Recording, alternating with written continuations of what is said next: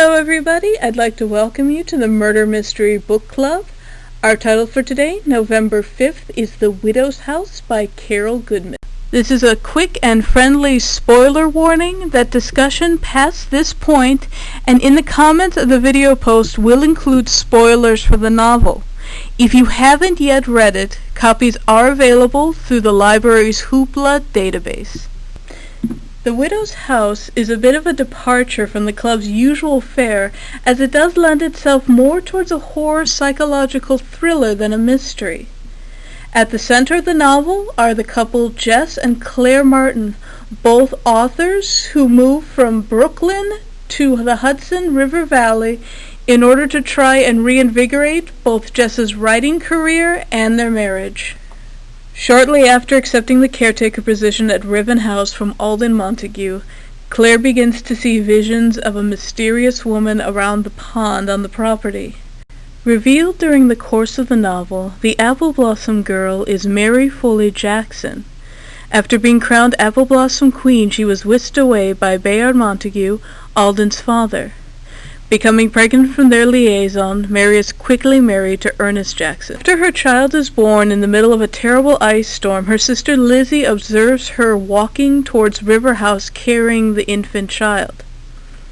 She tells Lizzie that her mother-in-law means to drown the child so, quote, a bastard won't inherit the farm.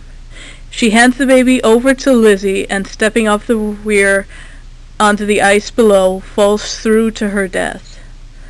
Approaching the house, Lizzie sees lights on in the library and Bayard through the windows. She hands the child over to him, warning him to keep it safe and to raise it.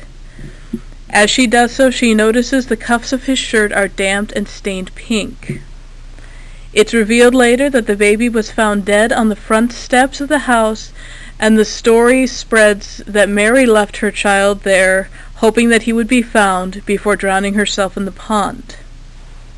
That same night, Minnie, Alden's mother, went into premature labor. From the stress of the incident, she spent the rest of her life believing that her child had been switched at birth with another.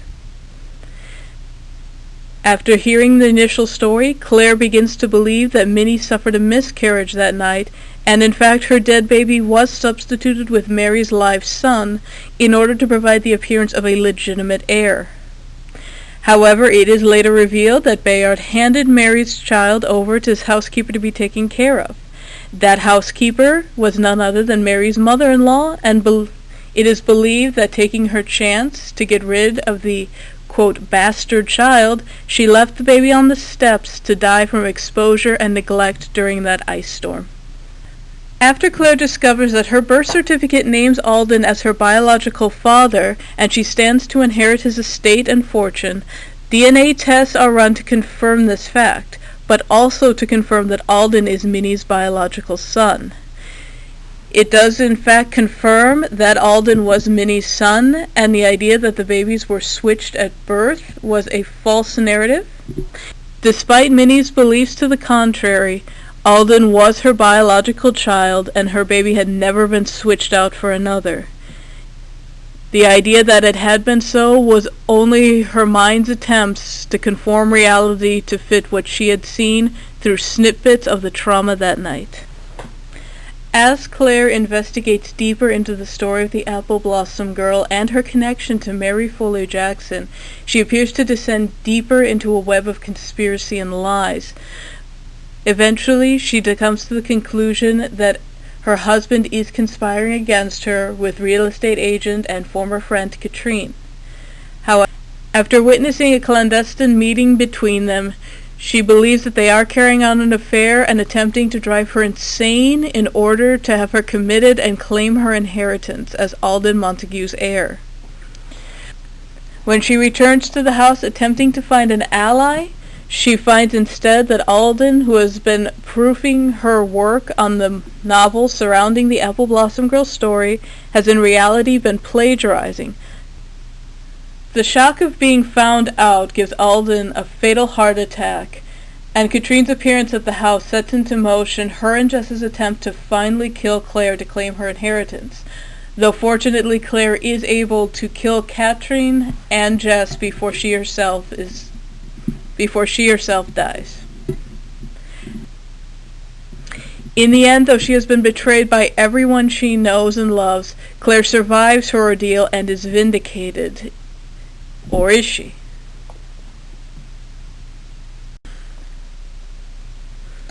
I greatly enjoyed the dual mystery, both of unraveling the conspiracy against Claire and trying to determine at the same time if that conspiracy was even real or just a figment of her imagination.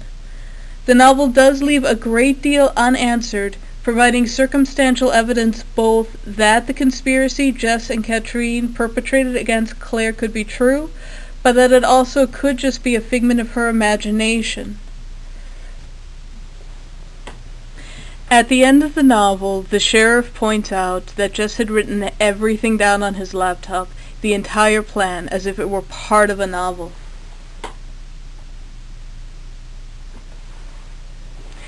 He states that in the novel, the husband and his lover conspire against the wife after they realize what she stands to inherit to prove that she is insane by posing as the ghost. However, in the novel, Jess justifies the actions by showing that the husband was driven to it because his wife is indeed crazy and does need to be institutionalized for her own safety. This is seen as an attempt by a sick man to justify his actions against his innocent wife. But was Jess right, and Claire was crazy the entire time? It stated that cell phone communications and text messages between Jess and Katrine are cryptic and prove evidence of a conspiracy against Claire. That Katrine had an old-fashioned white dress in the back of her closet that she must have used when posing as the ghost in order to scare Claire and convince her that she was suffering from visions and hallucinations. Also, Katrine was deeply in debt, yet had been looking at condominiums in Florida, suggesting she anticipated a windfall soon of cash.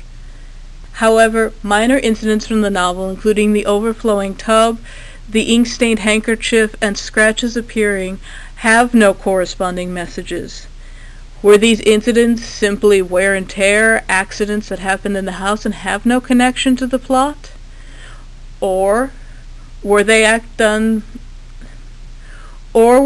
actions performed by Claire herself in a fugue state, not realizing what she was doing? In the end, this leads to questions on her reliability as a narrator. Does she truly suffer from a mental psychosis? And if so, when did it start? Has it always been a part of her psychological makeup and was exasperated by her husband's actions? Or is Jess truly an innocent in all of this who only wanted to help his wife and in turn has been cast as the villain in Claire's imagination, and she has since warped reality to fit her version of the narrative? At the end of the novel it states, quote, "You have a powerful imagination," Jess always said. "If you don't use it, I would not use it to imagine that I had made Jess fall out of love with me, that I had made up the story of him trying to kill me, that it hadn't been a gun in his hand that night, only a flashlight, because if I began to imagine those things, I truly would go mad." End quote. I very much enjoyed this novel, finding The Widow's House to be a perfect atmospheric thriller to curl up with on a cold fall evening. I highly recommend it to anyone who's a fan of the mystery genre and/or psychological thrillers. The novel presents a fascinating psychological portrait of Claire and the internal workings of her mind. Even at the end, the reader is left guessing if she is the hero, the villain, or somewhere in the middle, a lost soul attempting to understand the twists and turns of life through her own fractured psyche. But those are just my thoughts, and I want to hear what you guys think. Did you enjoy the novel? In the end, did you believe that Claire was an innocent victim of attempted murder, or that she perpetrated the crimes and got away with murder herself? Share your thoughts and opinions in the comments on this video post. I can't wait to hear what you guys think. Don't forget to stay tuned to the library's website and social media for more upcoming children's and adult programs. We have some great things planned in the coming months, and we can't wait to see all of you there. Thanks!